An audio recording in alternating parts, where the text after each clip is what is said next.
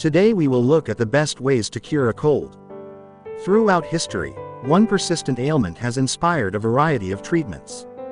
In ancient Egypt, doctors used incantations and breast milk remedies. In 18th century Europe, bloodletting was a popular choice. And when President Calvin Coolidge was afflicted in 1924, his ill-advised solution was inhaling poisonous chlorine gas. These are just a few of history's many creative attempts to soothe the common cold. Today, pharmacies are filled with a seemingly mountainous assortment of cold remedies. But how do these products work? And are they effective? While colds are caused by a variety of viruses, their nasty symptoms aren't actually produced by the viruses themselves. Rather, they're the result of your body's natural defenses.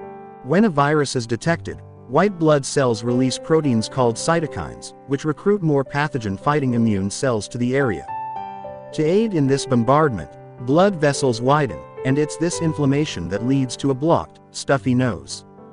The body dials up mucus production in an effort to trap and expel pathogens.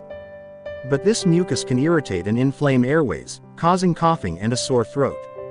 Since the viruses causing colds are so varied, pharmacy products aren't designed to attack viruses, but rather to alleviate the most common symptoms. So which pill, syrup, or spray should you choose? Or should you ditch the pharmacy and try a home remedy? It depends. Most pharmacy products contain a painkiller, in addition to one or several other active ingredients, or those mystifying chemical names stamped onto the packaging. While there are over a dozen cold-related ingredients available, most fall into one of 4 symptom-fighting categories.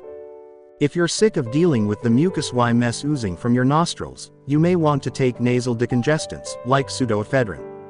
This snot fighter, found in pills and syrups, promotes the release of norepinephrine, a chemical messenger that reduces blood flow to the vessels in your nasal passages. This frees air and fluid so that you can breathe more easily. Cough suppressants aim to quell those tortuous coughs. Dextromethorphan, one of the most common suppressants, addresses the head of the command chain, moderating brain regions responsible for coughing. While it's not fully understood how this ingredient manages to quiet coughs, we know it interacts with receptors that neurons use to communicate. Drugs like ketamine and PCP engage similar receptors, which is why it's important to take dextromethorphan as directed, as high doses are notorious for causing hallucinatory effects. But not all coughing is bad when you have a cold. Expelling mucus can help clear out infectious debris and ease uncomfortable congestion. By lubricating airways, our third class of ingredients, expectorants, aim to help improve coughing rather than eliminate it.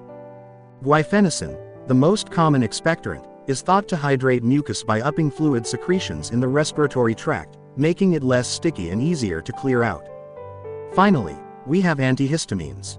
As advertised, these inhibit the effects of histamine, the chemical messenger behind allergy symptoms. While histamines aren't involved producing cold symptoms, studies suggest many antihistamines can still help dry a runny nose. Benadryl, for example, contains diphenhydramine, which blocks both the effects of histamine and a neurotransmitter which regulates the flow of mucus in our airways. Unfortunately, histamines also regulate wakefulness in the brain, so many of these drugs can make you drowsy. In this fight against cold symptoms, there's still a lot we don't know. Since these ingredients don't attack the viruses themselves, it's unclear if any speed up your recovery.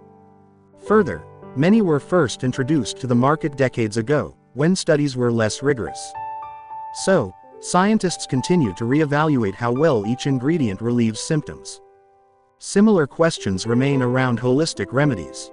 Many people use zinc, but research on its effectiveness is inconclusive. And while vitamin C has many benefits, the value of taking large doses to fight a cold is likely overhyped. Yet studies suggest that honey can improve cough and may even shorten your illness by a day or 2. Who knows what the future of cold treatment will look like? Until then, better understanding these products can help you choose the right ones for your symptoms. And know which remedies can best reduce the sting of a nasty cold.